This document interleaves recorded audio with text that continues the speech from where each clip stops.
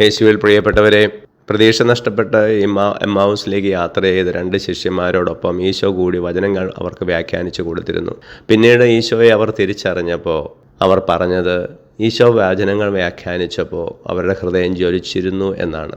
അത് അവരുടെ ജീവിതത്തിൽ വലിയൊരു മാറ്റത്തിന് കാരണമായി. അവർ തിരികെ പോകുകയാണ്. പ്രിയപ്പെട്ടവരെ, നമ്മൾ വചനം വായിക്കാറുണ്ട്, വചന വ്യാഖ്യാനം പ്രസംഗങ്ങളിലൂടെ, ധ്യാനങ്ങളിലൂടെ കേൾക്കാറുണ്ട്. എന്തുമാത്രമാണ് നമ്മുടെ ഹൃദയങ്ങൾ ജ്വലിക്കുന്നത്.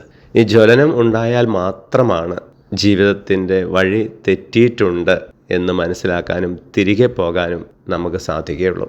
നാം മറ്റുള്ളവരോട് സംസാരിക്കുമ്പോൾ മറ്റുള്ളവരുടെ ഹൃദയങ്ങൾ നമ്മുടെ സാന്നിധ്യത്താൽ, നമ്മുടെ സംസാരത്താൽ എങ്ങനെയാണ് ജ്വലിക്കുന്നത്, എന്ത് വികാരത്താലാണ് ജ്വലിക്കുന്നത് എന്നും ഒന്ന് ചിന്തിക്കുന്നത് നല്ലത് തന്നെയാണ്. ഈശോയെ ഞങ്ങളെ അനുഗ്രഹിക്കുമാറാകണമേ, ഇപ്പോഴും എപ്പോഴും എന്നേക്കും. ആമേൻ.